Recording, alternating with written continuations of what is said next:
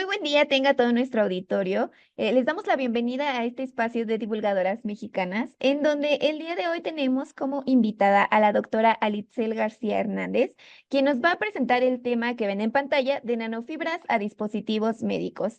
Antes de que comencemos, invitamos al auditorio que nos está viendo a que nos hagan llegar sus preguntas por medio de comentarios de Facebook. También los invitamos a que compartan la charla para que pueda llegar a más personas. Y a hablar un poquito de la trayectoria de nuestra invitada del día de hoy. La doctora Letzel cuenta con la ingeniería en nanotecnología por la Universidad Politécnica del Valle de México. Realizó diversas estancias de investigación enfocadas en síntesis, caracterización y aplicación de nanomateriales en instituciones como el Instituto Nacional de Antropología e Historia, en el Centro de Nanociencias y Micronanotecnologías o en el Instituto de Ingeniería Civil y en Sinvestab, Saltillo, lo que la impulsó a estudiar el doctorado en nanociencias y micronanotecnologías por la Escuela Nacional de Ciencias Biológicas del IPN. Ha participado también en diferentes investigaciones. Actualmente es investigadora postdoctorante por CONACYT. De igual manera, ha impartido clases a nivel licenciatura. Actualmente, la doctora pertenece al Sistema Nacional de Investigadores, nivel 1, y dirige tesis de nivel licenciatura. Es autora y coautora también de artículos JCR, así como de capítulos de libros. Y pues bueno, doctora, bienvenida. Sin más por el momento, le cedemos los micrófonos. Muchas gracias, Inés. Bueno, sí, yo les platicaré un poco de lo que son de las nanofibras a los dispositivos médicos. Y pues comenzamos. Brevemente les hablaré sobre los dispositivos médicos, así como de qué son algunas generalidades, incluyendo a las nanofibras, y finalmente concluiré con algunas de las investigaciones que hemos estado desarrollando en estos años. Bueno, primeramente me permitiré explicarles qué es un dispositivo médico. Para ello, la FDA de Estados Unidos define a un dispositivo médico como un instrumento, un aparato, utensilio, máquina, software, producto o material implantable, agente de diagnóstico, material, sustancia o producto similar para ser empleado solo o en combinación de forma directa o indirecta en los seres humanos. Estos dispositivos médicos tienen distintas funciones. Estas funciones son principalmente para el diagnóstico, prevención, la vigilancia o monitoreo, así como auxiliar en el tratamiento de enfermedades, o bien para la cicatrización de alguna lesión. Pueden ser también utilizados como sustitución, modificación o apoyo de la autonomía de un proceso fisiológico. Pueden funcionar como control de la concepción, incluye también desinfección de dispositivos médicos, sustancias desinfectantes, o bien ser el soporte de vida para algún enfermo. Estas son algunas de las funciones que nosotros tenemos de estos dispositivos médicos. Sin embargo, como ustedes podrán darse cuenta, pues es muy amplio. Por ello es que, de acuerdo con la FDA y otras instituciones, se ha hecho una clasificación de estos dispositivos médicos. Son tres básicamente y están clasificadas en función del riesgo que pueden ser para el ser humano. La clase 1 en particular incluye dispositivos médicos que ya son conocidos en la práctica médica y su uso es de forma segura y ya que está comprobada esa eficacia.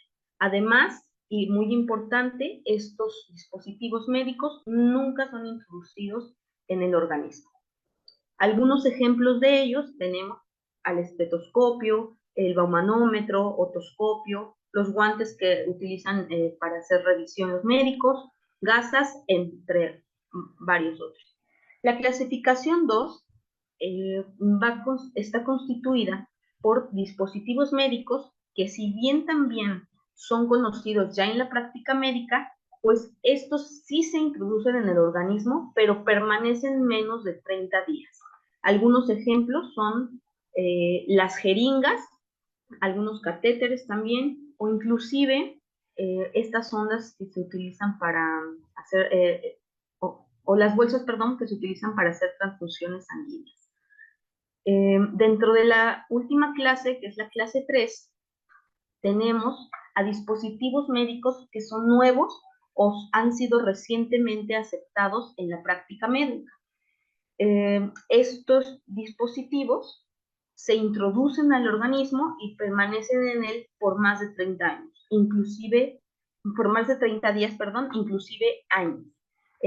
Algunos de estos son los marcapasos para aquellas personas que necesitan tener impulsos eléctricos en el corazón de manera artificial, o bien otro ejemplo es el DIU, ¿no? El dispositivo intrauterino, que es un método anticonceptivo. De forma general, esta es la clasificación de los dispositivos médicos. Ahora bien, existen dentro de estos 6 categorías principales. Estas categorías incluyen lo que es el equipo médico, toda la maquinaria que se utiliza para mantener la vida, para hacer operaciones, y demás. Otros incluyen los insumos de uso odontológico. Otra categoría son todo lo que es prótesis, órtesis y ayudas funcionales. En una categoría tenemos a los materiales quirúrgicos y de curación, los agentes de diagnóstico que pueden incluir, por ejemplo, las pruebas PCR, muy conocidas en los años pasados para pruebas COVID, o también pruebas, por ejemplo, para determinar cáncer, etcétera. Y finalmente, otra categoría que son los productos higiénicos. Esto incluye básicamente soluciones antisépticas o bien equipos para esterilizar el material que se va a utilizar, ¿verdad? Entonces, de esto yo quiero comentarles que en particular nosotros investigamos en 2 de las categorías de dispositivos médicos. Una de ellas es la prótesis, órtesis y ayudas funcionales, y otra son los materiales quirúrgicos y de curación. Les voy a ir platicando un poco más de estas 2. Pero bueno, ¿cómo pasamos entonces nosotros de tener o querer más bien hacer un dispositivo médico a realmente obtenerlo, ¿no? O sea, ¿cómo pasa de un concepto de lo que queremos, de la función que queremos que logre un dispositivo médico, a cómo se hace? Bueno, primeramente nosotros tenemos que establecer que ese dispositivo médico, qué función va a desarrollar, para qué va a ser utilizado. Una vez establecido eso, nosotros tenemos que proponer con qué materiales vamos a desarrollar ese dispositivo. Generalmente deben ser pues materiales biocompatibles con el cuerpo humano para que pues en la medida de lo posible no sean rechazados, ¿verdad? Y finalmente pues plantear una metodología para poder lograr el desarrollo de esos dispositivos médicos. En este sentido, bueno, pues, de manera muy particular, nosotros trabajamos en el desarrollo de los dispositivos médicos, pero a base de las nanofibras. Estas nanofibras, pues, son fibras con un diámetro inferior a los 500 nanómetros y generalmente tienen una forma cilíndrica. Además, son nanomateriales que se encuentra en una clasificación de nanomateriales unidimensionales, y esto es porque al menos una de sus dimensiones se encuentra dentro de la escala nanométrica, de 1 por 10 a la menos 9 metros. Estas nanofibras, cuando se encuentran en conjunto, como se observa en esta imagen de fondo, se les conoce como membranas. Entonces, pues las membranas es un conjunto de nanofibras. Estas membranas han sido estudiadas ya a principios del siglo XX en cantidad de aplicaciones. Yo les voy a mencionar brevemente algunas de ellas que involucran, por ejemplo, la filtración y la separación. Un dispositivo médico muy utilizado bueno, incluye este dispositivo médico, pero genera un proceso de filtración, pues son los cubrebocas, ¿no? Nosotros veíamos, por ejemplo, en COVID una escasez de estos cubrebocas que están formados de multicapas que evitan el paso de bacterias, virus, polvos, partículas, etcétera, para que únicamente filtre el aire libre. Esta es una de las aplicaciones de las nanofibras o las membranas ya como conjunto, pero también existe la fabricación de filtros que llevan, por ejemplo, los concentradores de oxígeno, ¿verdad? Inclusive los aires acondicionados de las casas, y por mencionarles algunos ejemplos.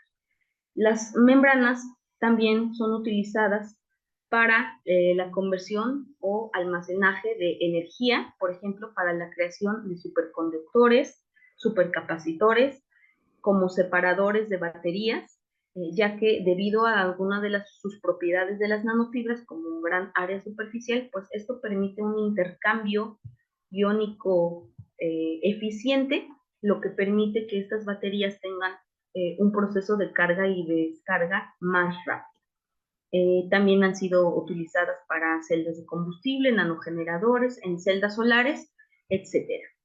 En la industria cosmética también han sido bastante empleados para mascarillas o parches con la intención de ser cargados con vitaminas, por ejemplo, o algunas otras moléculas con ácido hialurónico para cuidar, por ejemplo, la piel, ¿no?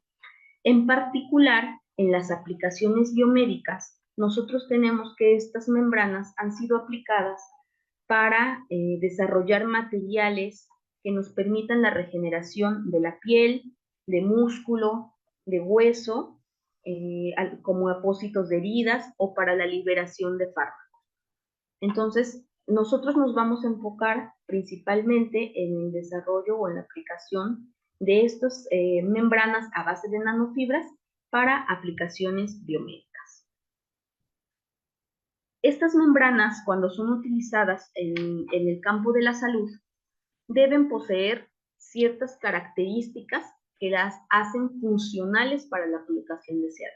Algunas de estas propiedades son que deben tener pues el diámetro nanométrico, ya decíamos, tratando de mimetizar un poco lo que es la estructura de las membrana extracelular de las células, así como poseer interconectividad de las fibras que nos dan como resultado una porosidad.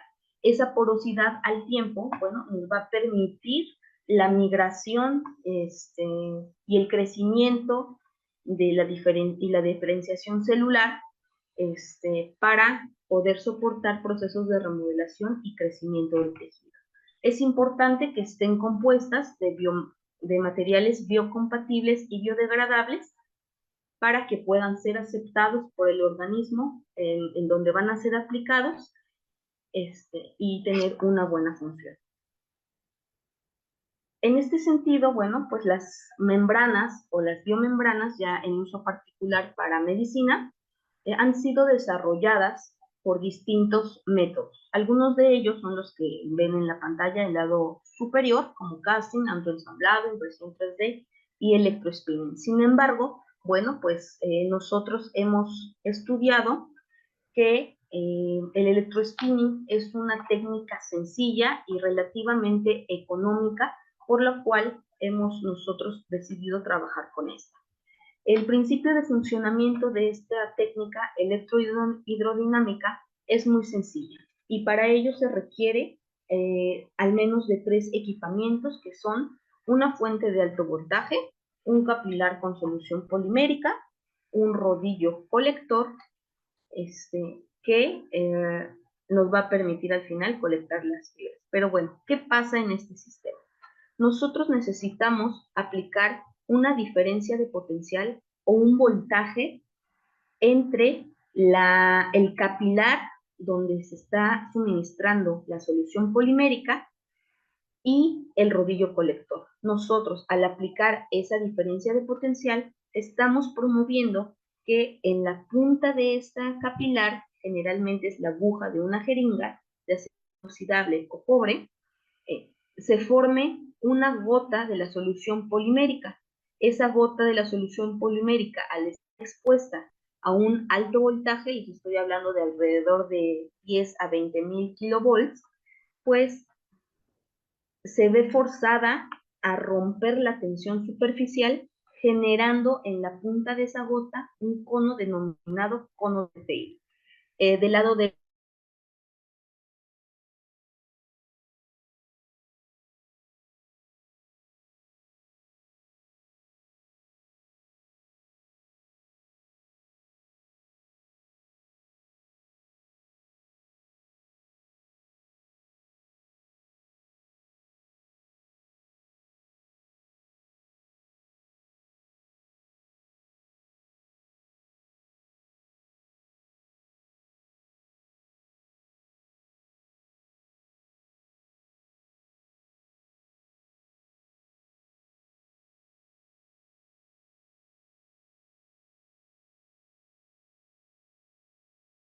Bueno, la doctora aquí está teniendo unos problemas técnicos, pero de nueva cuenta invitamos a las personas a que nos hagan llegar sus preguntas por este medio, por medio de los comentarios de Facebook, para que ella al final nos pueda responder.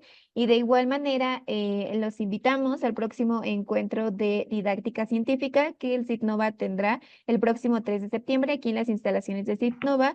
En nuestras redes sociales pueden encontrar más detalles sobre el evento, tanto como el registro, porque es cupo limitado.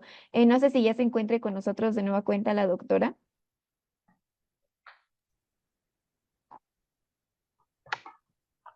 Doctora Litzel, ¿nos escucha?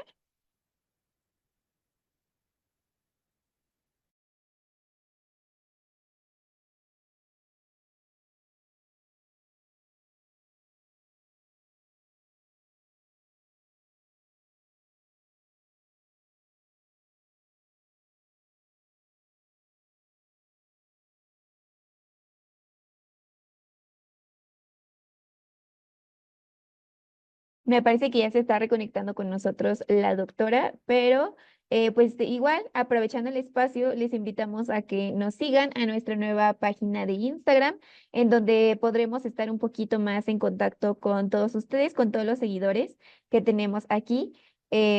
Los invitamos a esta comunidad, no se pierdan de todo el material que vamos a estar sacando, va a estar muy interesante esta experiencia. Entonces, nuestro perfil de Instagram, tanto como el de YouTube y el de X, que antes era Twitter, está anclado en nuestra página de inicio de Núcleo CTI para que lo puedan revisar. No sé si doctora ya está aquí con nosotros. Sí, sí, Ingrid, perdón, me sacó la red. No se preocupe, doctora, le volvemos a ceder los micrófonos. Muchas gracias. Bueno, bueno, yo les estaba explicando un poco de lo que es el funcionamiento de este equipo. Entonces, les comentaba que se forma entonces en la punta de esa gota por la pérdida de la tensión superficial, un cono de Taylor. Ese cono de Taylor se transforma entonces en un hilo que finalmente va a ser capturado en un colector que puede ser un rodillo o plano en forma de fibras con diámetros en la escala nanómetros. Este es en términos generales cómo funciona esta técnica de electrospinning. Para ello han sido utilizados equipos tanto caseros como ya de venta por empresas, manufacturados, pero la verdad es que estos equipos están constituidos por los tres equipamientos que ya yo les comentaba. En general, el equipo es, el funcionamiento pues no cambia, solamente pues es la estructura que lo compone, ¿verdad? Este equipo que vemos del lado derecho es de una empresa que se llama Inovenso eh, y es para uso de laboratorio. Existen también los equipos para planta piloto y también más grandes. Bueno, eh, en la síntesis de las membranas se vuelve muy importante el control de los parámetros de la solución, como la concentración de los polímeros, el peso molecular, viscosidad, la tensión superficial y, por supuesto, la conductividad. Además de las condiciones de proceso que se refieren directamente a las condiciones que vamos a utilizar nosotros en el electrospinning, que son el voltaje, la distancia que vamos a tener entre el colector y la aguja donde se está inyectando la solución polimérica, y finalmente la tasa de flujo pues, de esa solución polimérica, o a la tasa se refiere pues a esa velocidad con la que vamos a estar inyectando la solución polimérica. Y finalmente los parámetros ambientales, como son temperatura y humedad principalmente. Todos estos parámetros en conjunto nos van a ayudar a determinar las propiedades y las características que van a tener nuestras membranas. Por eso es que se vuelve muy importante conocer. En términos de los materiales que se pueden utilizar para la fabricación de estas membranas, pues tenemos que se basan de polímeros. Pueden ser polímeros de origen natural o bien polímeros de origen sintético. Algunos naturales, por mencionarles, será la celulosa, la lignina, colágeno, etcétera. Gelatina puede ser también. Y en sintéticos tenemos acetato de polivinilcol, o PVA, policaprolactona, PCL, polietilenglicol, y existen muchísimos otros, ¿no? También pueden ser adicionadas con principios bioactivos de origen natural y sintético, naturales que pueden ser de origen animal u origen vegetal, que son, por ejemplo, los metabolitos secundarios de las plantas del lado vegetal y animal, como péptidos de colágeno. Y sintéticos, bueno, pues la adición de fármacos anticancerígenos y demás, ¿no? En particular, esto ya es propio de la investigación que nosotros estamos desarrollando. Bueno, pues estamos haciendo apósitos, o hemos trabajado con apósitos para el tratamiento de heridas. Nosotros sabemos que la piel es el órgano de mayor superficie en el cuerpo humano. Esta piel está constituida por 3 capas. Esta es la epidermis, que es la que está más expuesta al medio ambiente. Un poco más abajo es la dermis, y de la parte más interna es la hipodermis. Esta piel tiene funciones esenciales. ¿Cuáles son estas? Bueno, como barrera, impidiendo el paso de agentes nocivos como microorganismos, la radiación solar, etcétera. Regula también la pérdida de agua o de iones y de metabolitos, y también protege a los tejidos internos. Es decir, funciona como, es una protección mecánica. Entonces, cuando esta piel, o cuando el órgano piel se ve afectado o sufre una lesión, sufre una herida, esta herida, y en particular cuando es profunda, requiere de 4 etapas fisiológicas para su curación. Estas etapas incluyen la coagulación o homeostasis, la inflamación, la proliferación y la maduración. ¿Qué pasa cuando una persona sufre una herida profunda y tiene, por ejemplo, diabetes? Las heridas que sabemos que pueden tardar meses y pueden ser bastante graves, porque incluso, no sé si alguna vez han escuchado que hay personas diabéticas que les llegan a amputar algún miembro porque la herida se descontroló, se infectó y ya no hubo cómo recuperarla, ¿verdad? Entonces, nosotros, pensando en esto, diseñamos un apósito que estuviera constituido de materiales biocompatibles que nos ayudaran a que esa herida regenerara de forma más rápida la curación o la regeneración del tejido, ¿verdad? Entonces, ¿qué hicimos? Bueno, pues estudiamos, nos dimos a la tarea de seleccionar materiales para la síntesis de esas membranas. Nosotros elegimos acetato de polivinilalcohol o PVA, que es un polímero que es biocompatible, nos permite formar películas o fibras, pero también tiene buenas propiedades mecánicas como elasticidad. Entonces, esto hacen del PVA un material ideal para estas aplicaciones médicas. Por otra parte, los péptidos de colágeno son fragmentos de proteínas que van a poseer actividad biológica y farmacológica. Esto y debido a su tamaño, que es menor a 10 kilodaltones, pues van a ser fácilmente distribuidos a través de todo el torrente sanguíneo. Estos péptidos de colágeno se encuentran en forma de aminoácidos libres y de oligopéptidos. En forma de aminoácidos libres, pues logran bloques de construcción para la formación de las fibras de colágeno. Esto nos va a permitir, obviamente, la regeneración más rápida de esa o la curación más rápida de esa herida, ¿verdad?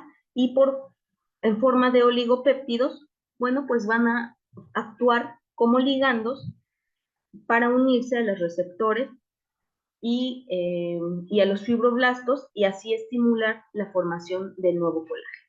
Entonces, pues si ustedes observan, es bastante factible y es prometedor esta formación de membranas con péptidos de colágeno. Finalmente, también decidimos adicionarlas con un extracto etanólico de Hipericum perforatum.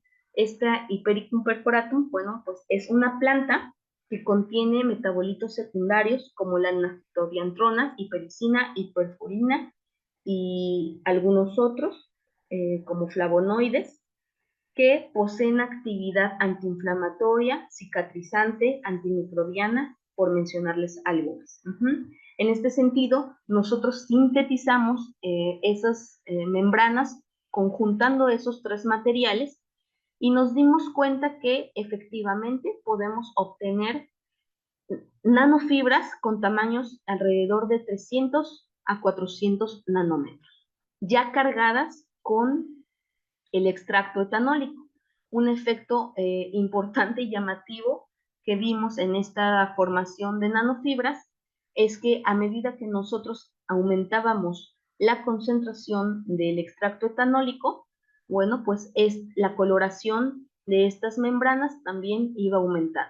En esta tabla les presento pues cómo se ve la modificación del color de estas membranas.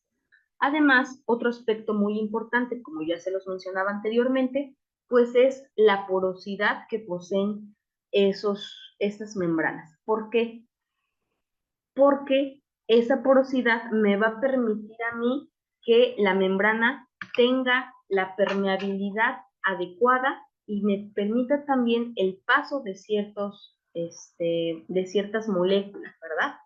Entonces, de acuerdo con algunos investigadores, nosotros sabemos que las nanofibras deben tener una porosidad por arriba del 80% para permitir la proliferación de estas células. Si nosotros observamos en nuestros resultados, en nuestra tabla de resultados del lado izquierdo, pues varias de estas membranas que tenemos presentan esa característica de porosidad superior al 80%, por lo que podríamos decir que nuestro apósito puede ser efectivo para el crecimiento o proliferación de las células.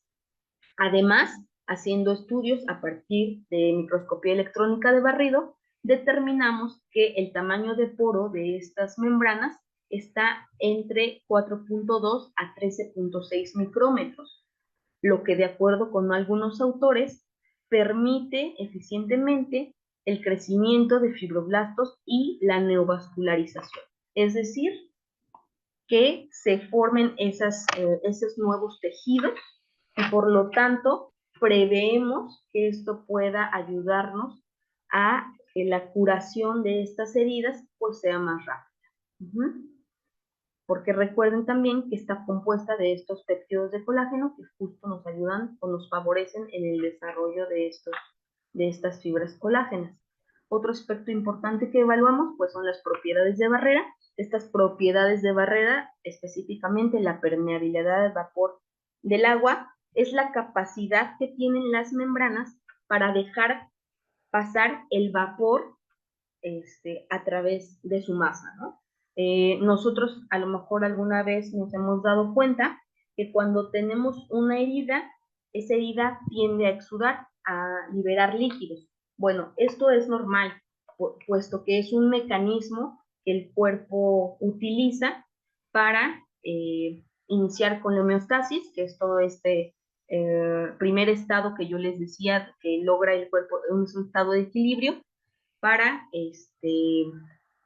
mantener pues cubierto, digamos, o con cuidado esa herida que nosotros hemos desarrollado, y posteriormente pues sucede esto, ¿no? Esta cuestión de la liberación de exudados, y por lo tanto se vuelve importante dejar que la herida, aunque esté cubierta con una membrana, pues pueda respirar.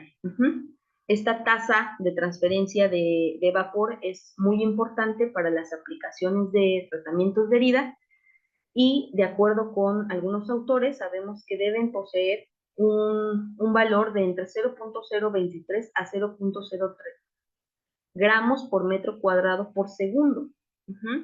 Eh, nosotros hemos considerado, bueno, hemos evaluado estas propiedades y obtuvimos que 4 de los materiales que nosotros sintetizamos están dentro de este intervalo deseado para heridas profundas, e incluso presentan mejores propiedades que algunos de los parches comerciales conocidos como Tegaderm, Bioeclusive, Oxide. Entonces, esto la verdad es un panorama prometedor para las membranas que nosotros logramos obtener. Además, logramos hacer la caracterización funcional con base en su actividad antiinflamatoria. Aquí nosotros les presento unas gráficas de esa actividad antiinflamatoria. Del lado derecho podemos observar que son todas las membranas que están constituidas de polímero, de colágeno y el extracto etanólico. Y a medida que nosotros vamos aumentando la concentración del extracto etanólico, que es 8, 16 y 32, pues también va aumentando esa actividad antiinflamatoria. Ese proceso fisiológico con el cual se busca que el cuerpo elimine todos los patógenos y material extraño para llevar también al equilibrio al cuerpo. Entonces, bueno, estos resultados son aceptables y con buen pronóstico para su uso como apósito. Finalmente se realizó la actividad antimicrobiana contra Staphylococcus aureus y epidermidis. Nosotros logramos observar cómo en las membranas más concentradas, que son las del lado derecho, 6032, 6532, 6032 y 6532, respectivamente, pues en la parte de en medio no se logra apreciar crecimiento de los microorganismos, ¿verdad? De hecho, desde la concentración 16 y 8 en algunos casos, no se logra no se ve el crecimiento de los macroorganismos sobre las fibras. Eso quiere decir que sí nos genera protección contra estos microorganismos, y por lo tanto nos ayudaría también como barrera, impidiendo el paso de estos microorganismos, y pues nos da buenas referencias de que puede ser aplicado como un apósito de heridas. Otro trabajo que nosotros estamos desarrollando son quimiopreventivos a base de nanofibras poliméricas cargadas con bionanomateriales como los liposomas. Los liposomas son vesículas formadas a partir de fosfolípidos que tienen pues 2 capas de grasa. Estos fosfolípidos se caracterizan por tener una cabeza hidrofílica y una cola hidrofóbica, donde al centro logran capturar o mantener un principio activo. Nosotros hemos decidido trabajar con doxorubicina, que es un anticancerígeno, uno de los más utilizados, y bueno, así decidimos por el método de extrusión, mini extrusión, desarrollar y bueno, sintetizar estos liposomas. Los liposomas que nosotros hemos sintetizado, como se muestra del lado derecho en la gráfica, tienen un tamaño de partícula alrededor de los 100 nanómetros. Esto es funcional ya que cuando nosotros lo inyectamos por la técnica de electrospinning, o sea, combinamos los liposomas con las nanofibras, podemos obtener membranas como las que observamos en estas imágenes. Del lado izquierdo, a 500 aumentos, les muestro un panorama general de cómo se ven las nanofibras, que son pues fibras de tamaños menores a 200 nanómetros. Del lado derecho, pues son las mismas fibras, pero con mayor resolución. Y más a la derecha, en la imagen más grande, a 15.000 aumentos, ya podemos observar la morfología de esas fibras que se ve con pequeños lunares. Bueno, pues esos lunares ya son los liposomas. Y esos liposomas contienen dentro de sí, como ya les mencionaba, a el fármaco. En este caso, pues es un fármaco anticancerígeno, doxorubicina. Esta doxorubicina posee propiedades de autofluorescencia, lo que nos permitió hacer la evaluación o el seguimiento de cómo se están distribuyendo los liposomas sobre las fibras y haciendo uso de la microscopía confocal de barrido láser. Esta microscopía lo que hace es incidir una luz láser en estas membranas y como resultado logramos excitar a las moléculas de doxorubicina y creamos una autofluorescencia que es esta coloración verde que podemos ver sobre las nanofibras. Del lado izquierdo, tanto superior como inferior, vemos una imagen por microscopía confocal, digamos, pero con tradicional óptica, o sea, sin la incidencia de láser. En medio, la incidencia de láser que nos presenta la distribución justo de los liposomas cargados con doxorubicina a lo largo de las nanofibras, y del lado derecho, en las últimas micrografías, logramos observar el empalme de estas primeras dos imágenes. Entonces, pues esto la verdad es maravilloso porque nos permite vislumbrar perfectamente cómo se está visualizando esa doxorubicina y cómo se está haciendo la distribución de esos liposomas a lo largo de todas las nanofibras. Posteriormente, bueno, pues estas membranas van a ser caracterizadas para determinar la liberación de esta doxorubicina y finalmente, pues, medir sus propiedades anticancerígenas, ¿verdad? Esa es la finalidad, utilizarlo como un quimio preventivo, principalmente en terapia adyuvante en tratamientos de cáncer. Entonces, bueno, esta investigación está en proceso, pero bueno, quise compartirlas. Otra investigación que tenemos es el desarrollo de materiales antimicrobianos a base de nanofibras. Lo que desarrollamos aquí fue membranas también de nanofibras de PVA, pero estas membranas fueron adicionadas con soluciones con sales metálicas que al someterse a radiación gamma nos permitió obtener nanopartículas de oro y de plata, perdón, y cobre.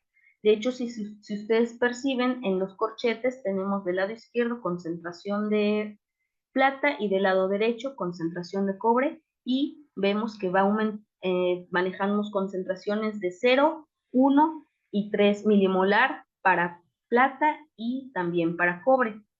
Cuando nosotros sometemos entonces las membranas con soluciones metálicas y las sometemos a radiación gamma, podemos lograr la reducción de estas sales y obtener nanopartículas que fueron evaluadas por la técnica de EBS a partir de un SEM, en donde observamos la presencia de picos a distintos kiloelectronvolts que nos confirman la síntesis de esas nanopartículas metálicas. Además, sometimos las muestras a microscopía electrónica de transmisión, en donde ya a nivel nanométrico pudimos determinar que las nanopartículas sintetizadas presentan tamaños de entre 6 y 8 nanómetros. Esta distribución de las nanopartículas pues es bastante homogénea a lo largo de toda la superficie y se ve incrementada cuando aumentamos también la concentración del metal que es plata.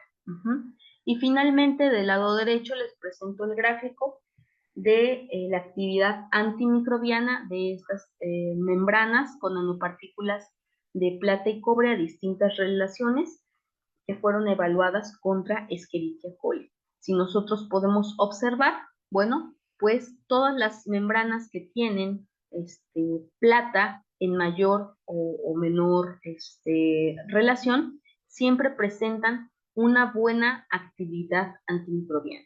De hecho, logran tener un efecto antimicrobiano a partir de los 5 minutos, ¿no? De hecho, desde el minuto 1 empieza a haber una pérdida de esos microorganismos, de esas bacterias, y pues lo que nos incita a que puedan ser utilizados en el futuro, a lo mejor como un dispositivo médico.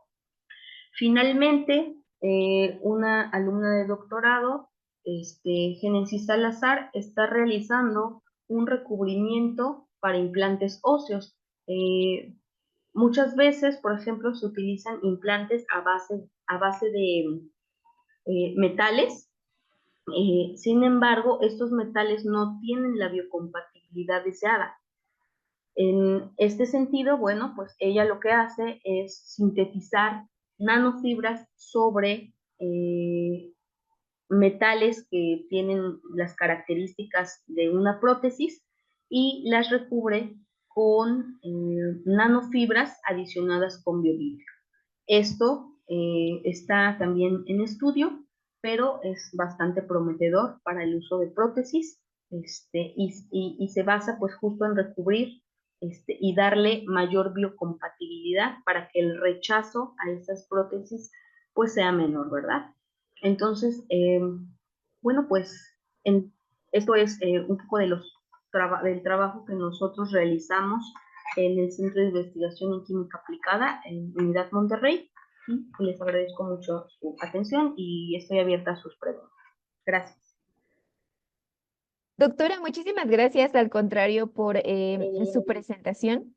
Y de nueva cuenta, invitamos al público a que nos haga llegar sus preguntas que tengan. Aquí, doctora, ya tenemos un par de preguntas. Diana Zárate nos dice, ¿cómo se mide la tasa de transferencia de vapor? ¿Cómo se mide la tasa de transferencia? Bueno, nosotros utilizamos un equipo, no me dio oportunidad de presentarles el equipo, pero está basado en una norma ACTM. En este momento no tengo el nombre exacto, pero lo que nosotros hacemos es con una celda de permeabilidad que está dividida en 3 secciones, nosotros colocamos la membrana arriba de una solución acuosa, que básicamente pues es agua, procurando que haya una distancia más o menos de 1 centímetro entre el volumen de ese líquido y la membrana. Lo que hacemos es controlar la pérdida de peso a una temperatura específica.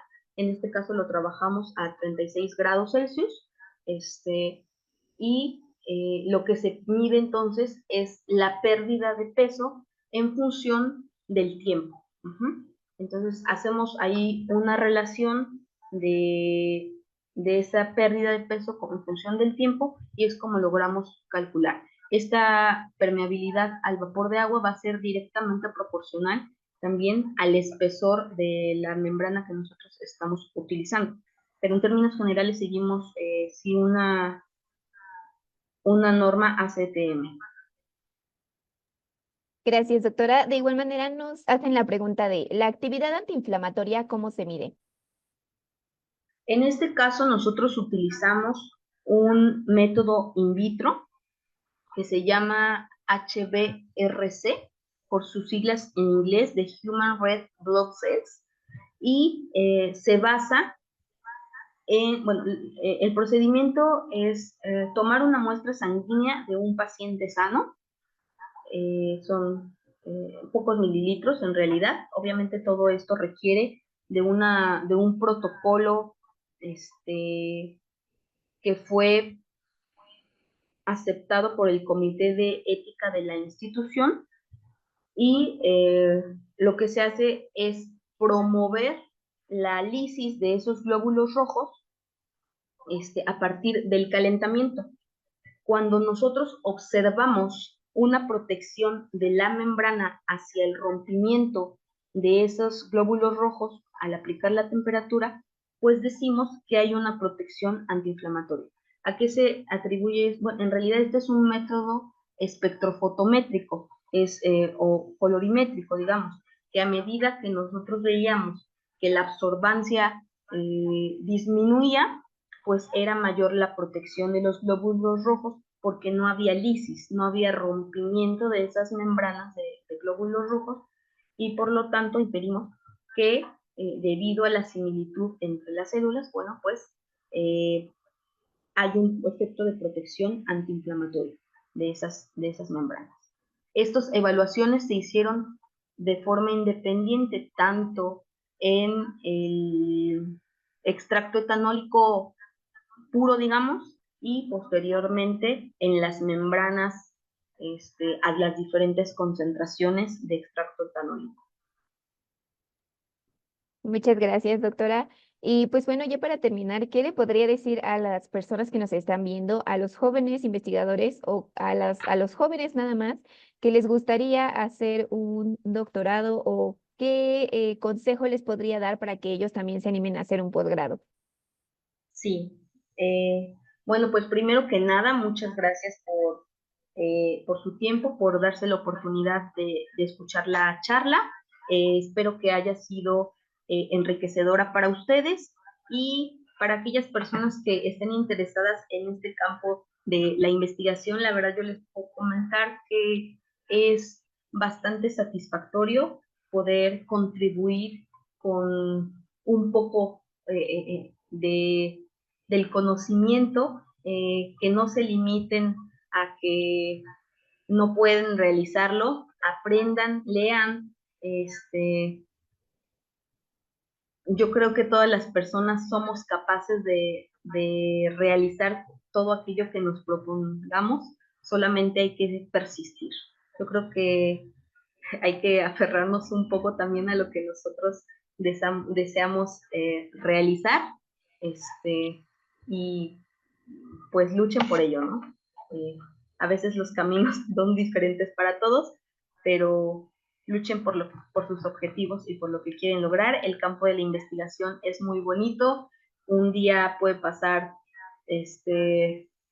una cosa distinta al siguiente, es cambiante, hay que adaptarse, se aprende mucho y te da apertura para hacer colaboraciones también. Entonces, ¿qué les puedo decir? Es fascinante esta área de la investigación. Muchas gracias, doctora. Y bueno, sí nos llegó una pregunta más aquí en redes. Juan nos dice, Sí. ¿por qué razones se decidió trabajar con la medida de libra promedio de 200 nanómetros en el electrohilado y no una menor o de mayor medida? ¿Por qué se logró? Perdón, Ingrid, ¿me podrías repetir la pregunta, por favor? Claro que sí. ¿Por qué razón se decidió trabajar con la medida de libra promedio de fibra, perdón, promedio de 200 nanómetros en el electrohilado y no de una menor o mayor medida? Bueno, no sé a qué aplicación, a cuál de las aplicaciones te refieres, pero me voy a enfocar en la de quimio preventiva. Que ahí obtuvimos sí, estas dimensiones más o menos. Eh, 200 nanómetros porque si tú recuerdas, nosotros estamos adicionando a estas nanofibras eh, liposomas que tienen un diámetro aproximado de 100 nanómetros. Entonces, nuestra intención es que esos liposomas queden dentro de las nanofibras, ¿no? Y pues esto requiere que tengan un espacio para poder hacer esa liberación cuando nosotros también hagamos las pruebas para hacer la cuantificación de esos fármacos que estamos encapsulando. Entonces, sí se requerimos que esas nanofibras pues sean mayores que el diámetro de las nanopartículas que estamos introduciendo. Bueno, doctora, muchísimas gracias. Con esto llegamos al fin de esta sección de divulgadoras mexicanas.